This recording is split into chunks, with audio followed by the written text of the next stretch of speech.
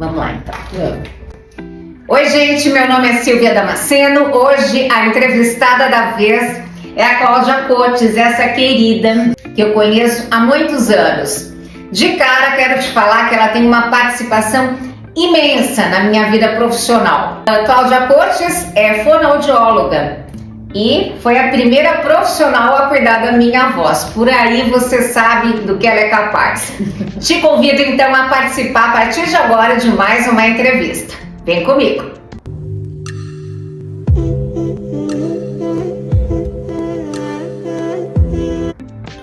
Cláudia, como é que a gente começa apresentando essa potência que é você como fonoaudióloga? Vamos falar um pouquinho dessa carreira, desse trabalho. As pessoas ainda às vezes duvidam do que um trabalho com a voz ele é capaz de fazer, né? Silvia, primeiro é uma honra você sabe que eu tenho uma super admiração e um carinho imenso por você, certo? Muito orgulho de fazer parte da sua carreira. A gente tá emocionada mesmo, sabia? Sempre foi super guerreira e espero e desejo todo o sucesso do mundo que você merece. Amém! Em segundo lugar, eu sou terapeuta. Eu escolhi ser terapeuta porque eu amo ajudar as pessoas. Então, toda vez que alguém chega na minha frente e precisa de algo que precisa melhorar na comunicação, seja a voz, a fala, a postura ou até a estrutura de raciocínio, a linguagem, eu acabo criando técnicas e também óbvio que eu recorro muito à ciência, ao estudo para melhorar a vida das pessoas. Eu comecei como professora de português, eu sou formada em letras, eu amo escrever, para mim a palavra e o som são super importantes desde que eu sou criança, amo. Tudo que envolve escrita e som e música, pode ver que eu tô no meio. E por conta disso é que eu acabei desenvolvendo a minha carreira na área da escrita, então num primeiro momento como professora de português. Mas como uma coisa está ligada à outra, a palavra e o som, então eu virei fonoaudióloga e me encontrei porque tá na raiz do meu ser ajudar as pessoas, então eu existo para isso e desde que eu comecei minha carreira nunca parei de estudar e a comunicação deu um boom durante a pandemia, uma coisa que eu fazia atrás dos bastidores, não é? Treinando as pessoas que fazem vídeo e trabalham com jornalismo, acabou virando uma necessidade de todas as pessoas do planeta. Sim, não sim. É? E vocês não têm noção da potência que é essa mulher para trabalhar voz, comportamento, enfim, a comunicação de uma forma geral, né, Cláudia? Obrigada, Silvia. E é uma potência. É isso que a gente vai mostrar para vocês agora. O que você pode transformar através da comunicação. Cláudia, você está me contando, você é doutora em linguística, trabalha aí com a fonoaudiologia, trabalha com a comunicação. Primeira pergunta, é muita coisa que a gente quer saber, no caso eu, né, e vocês também, hoje a comunicação mudou, né? Mudou e é muito legal a gente entender que toda vez que a gente abre a boca para falar, 3 áreas estão envolvidas. Uma é a linguagem, que são as palavras, as frases, a linha de raciocínio.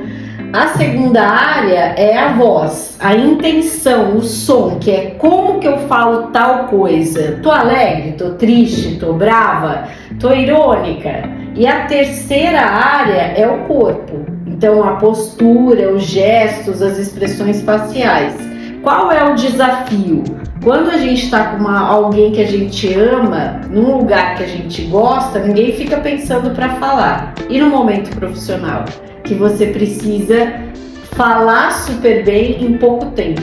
Você precisa vender as suas ideias, transmitir credibilidade, vender um produto ou um serviço.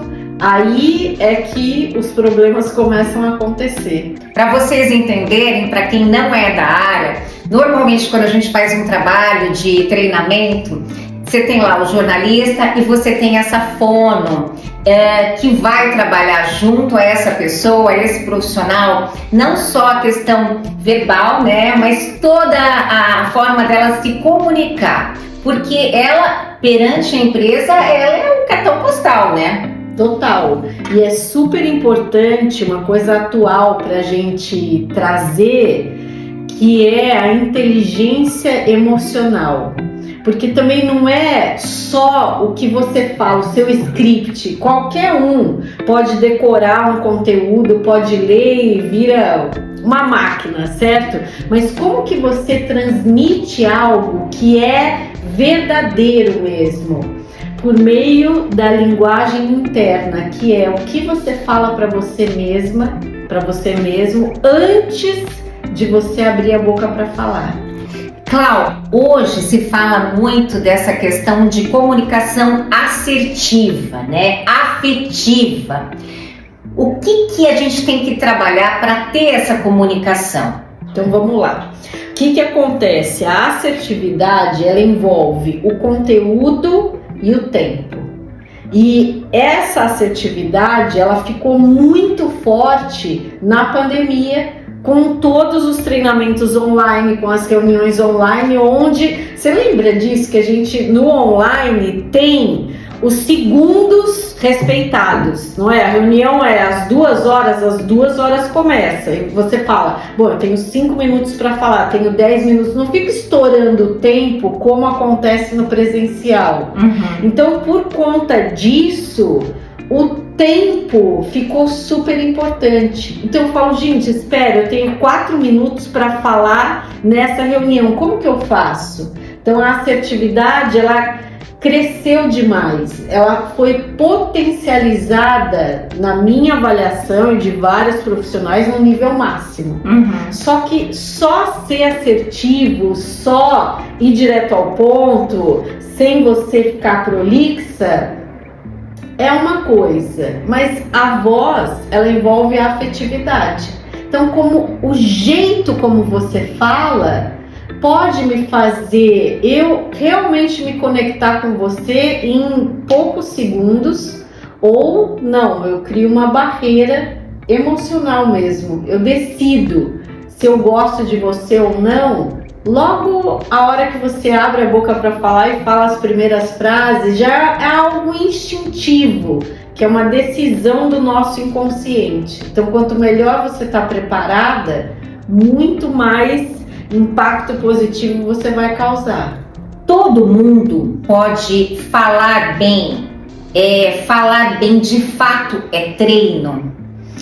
Bom, todo ser humano tem essa capacidade de desenvolver bem a fala, certo? Porque a comunicação, ela precisa de várias pessoas, ou ela precisa de 2, isso é o mínimo, não é? Eu e você. Então o início dela, ela é pautada na conexão, na afetividade. Qual é a base da comunicação, Silvia? A confiança. Que é isso que você está fazendo comigo agora. Veja, eu olho para você e você faz assim com a cabeça. Então isso é um movimento que faz eu me sentir acolhida. Ao mesmo tempo, daí você dá risada. Óbvio que a gente já tem uma história, a gente já se conhece, tem uma relação afetiva, tem uma construção. Olha que interessante, de anos, a gente não se vê há muitos anos. E a afetividade, o abraço, são os mesmos.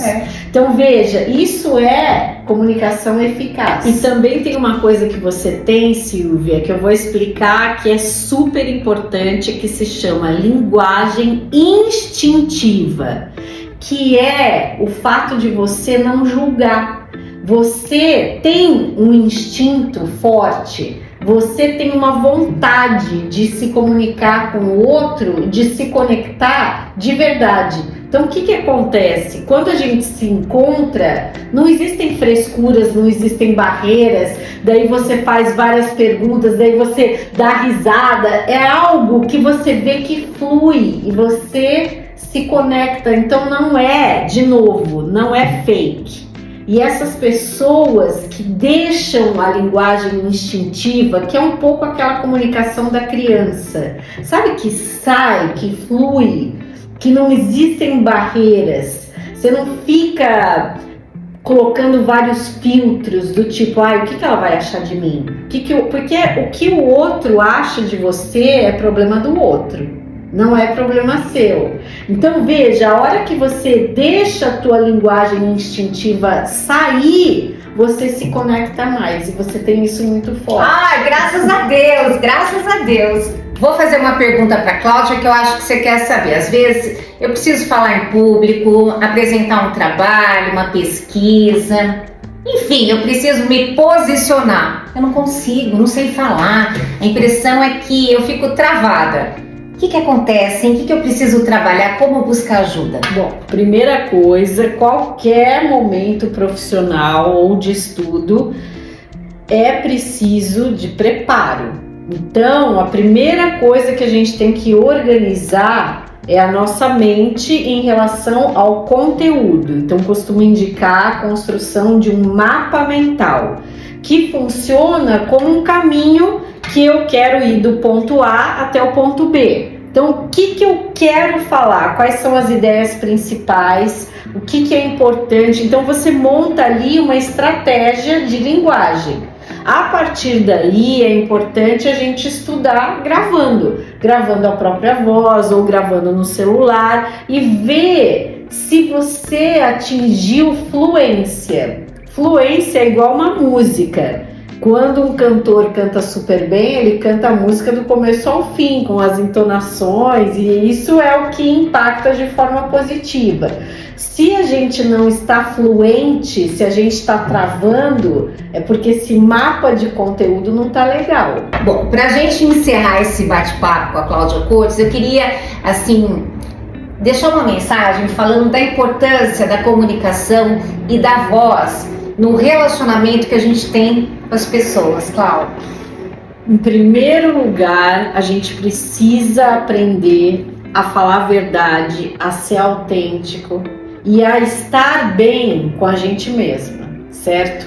Perfeito. Porque se a gente não se resolve, se eu tô num trabalho que eu não gosto, se eu me relaciono só com pessoas que eu não gosto, acaba gerando muito conflito interno. Então a primeira coisa é a famosa paz interior. Eu tenho que buscar isso em mim. E em segundo lugar, o que a gente pode fazer para melhorar a nossa comunicação no trabalho, nos estudos e nos relacionamentos, para que eu construa emoções afetivas, mas que são reais, que de verdade alimentam a gente, que a gente possa aprender a falar sim para quem precisa e não também, que é super importante, para quem não acrescenta na nossa vida. Então, essa para mim é a fórmula mágica da comunicação, que é super difícil, mas sim, como que eu atraio o que eu quero, as pessoas que eu amo e com quem eu gosto de me relacionar, e como é que eu coloco limite, certo? E esse limite também me faz bem e faz bem para o outro. Perfeita, eu sou sua fã, viu? Eu sou sua. Ai, sua linda. Gente, hoje eu conversei, bati um papo com a Cláudia Cotes. Ela é doutora em linguística, terapeuta, fonoaudióloga, tem uma bagagem imensa em trabalhar profissionais de comunicação para se expressarem cada vez melhor e também trabalhar pessoas que não são da área da comunicação, mas que podem transformar a vida com mais segurança, autoestima e com voz também, né, Cláudia? Com certeza, obrigada por essa oportunidade. Você é uma querida, meu orgulho de você e admiração eternos, viu? Obrigada, querida.